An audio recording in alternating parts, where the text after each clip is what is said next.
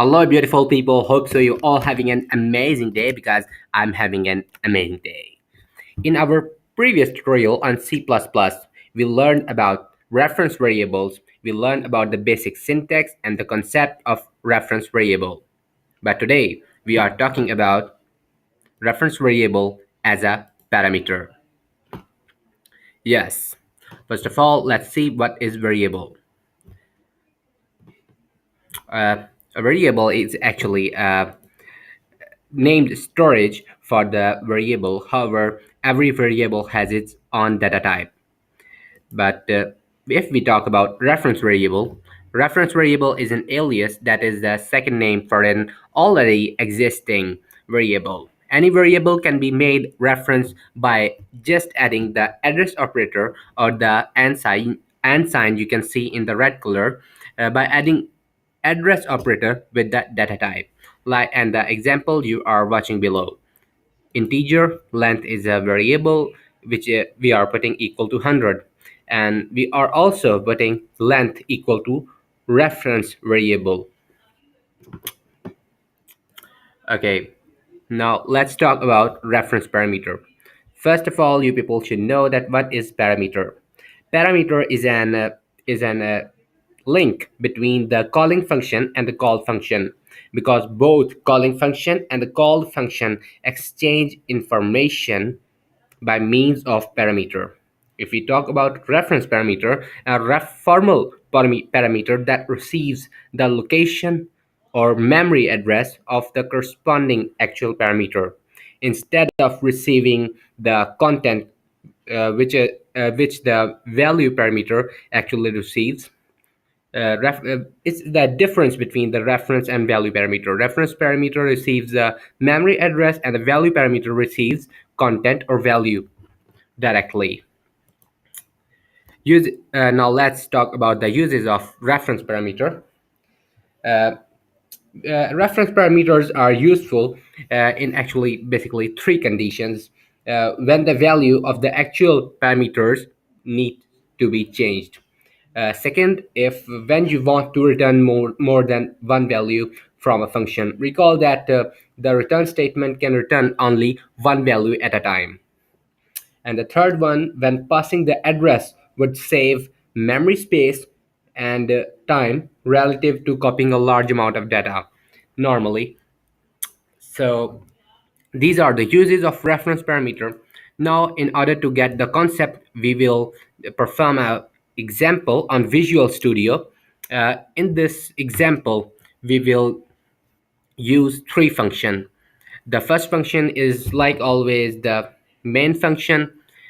In the get score function, we are going to take value from the or score from the user, and this function would use reference parameters. And the third function will print the grade on the basis of that score which we will take from the user. However, the third and last function print score would be which use value parameters. So let's move towards our the Visual Studio. Here it is. Remove the previous program and write the basic syntax of C++, which is the hash include is a preprocessor directive, uh, and the IOStream is a header file which contains input-output function and using namespace, and the main function. However, the int is the return type of this main function, and the return statement is system pause. However, number of IDEs are using return 0 as a return statement, so it depends on you which compiler you are using right now. But we are using the most updated one, Visual Studio 2017. So first of all, we will make the prototypes of both functions.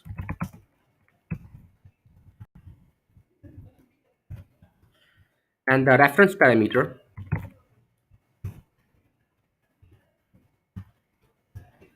we need actually only one value because we want to take only we want to pass only one score, and on the basis of that score we will print grade.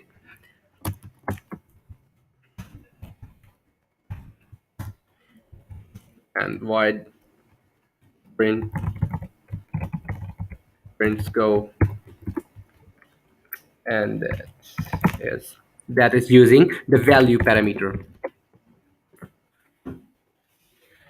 As we told you that in the reference parameter, uh, any effect which shows up on the formal parameter also changes the value of actual parameter, because reference parameter is a two-way link.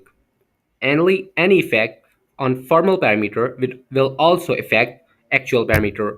However, in the value parameter is a one-way link. So after the actual parameter passes value to the formal parameter, actual value passes value to formal parameter, there will be no connection exist afterwards. So it's a one-way connection. Then we will write the function call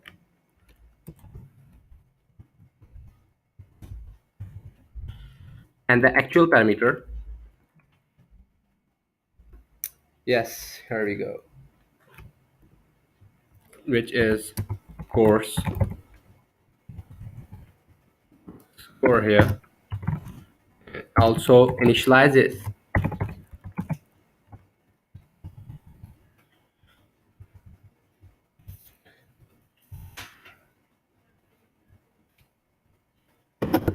and will also pass the same actual parameter to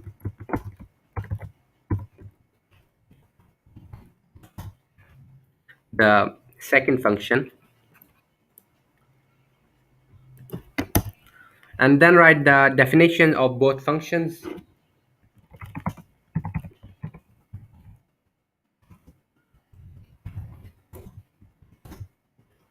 and then write formal parameters. Here it is, score here, and enter score,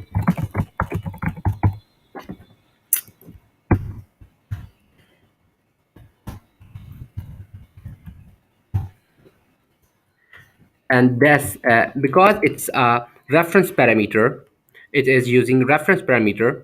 So the value, and as I told you in the beginning of program, that a reference parameter is a two-way connection. So any changes which shows up on the formal parameter also changes actual parameter. So when we enter value on the score, which is formal parameter here, the value of actual parameter, which is core score here, would also be changed. The core score will also change. Okay, so the same actual parameter is then using in the second function, which is print score here, and the value will be then passed into the second function, which is print score.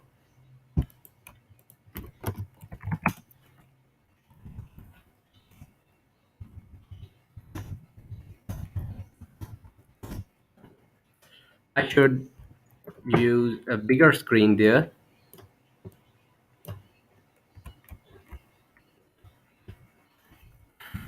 If score, also write the formal parameter here.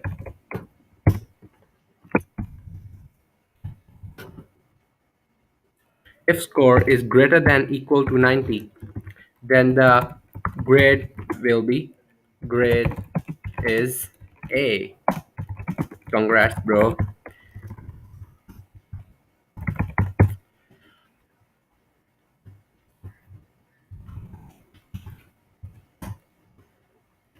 If score, we will just add for condition is 80, then the grade will be.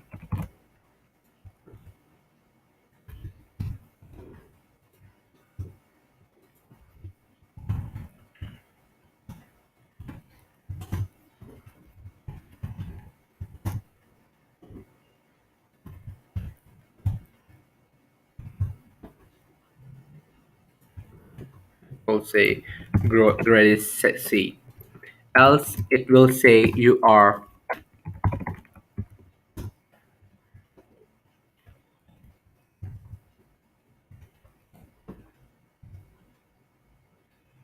grade is F. So here we go. If we run the program here,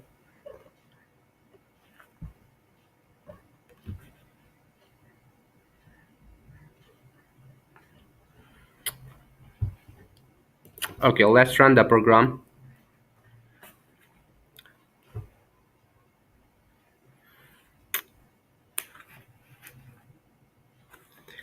If I write 95, then I should get the A grade. Yes, it is. Grade is A. If I write, let's say 75, then I should get C. The grade is C. Yes, it is. And if I write 66, the grade is F. So all values are running perfectly. Then again, I want to give the overview. In the first function, we are using in the get score function, we are using reference parameters and the value and the change the any change in the formal parameter also changes the actual parameter due to the reference parameter. The same actual parameter is then passed to the second function, which is print score here, uh, and this condition will then pass to the second function with the help of the first reference parameter function, uh, and on the basis of that score we will get the grades here. So this is a very simple program. If you still have confusion, then what you people should do. Yes. What's next? In our next tutorial, we are going to do even more examples on call per reference. In the next tutorial, we will also do example on passing by reference without pointers, and we will also do examples on call by reference using pointers. We'll also cover the other type of reference parameter examples and everything what you people you need to learn.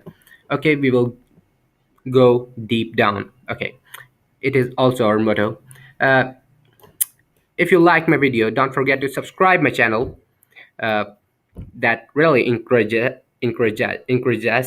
And if you want to test your knowledge of C++, you can download the C++ programming quiz app from the Google Play Store. And for Java student, here's another app, Core Java Quiz. Link of both apps would be in comment section.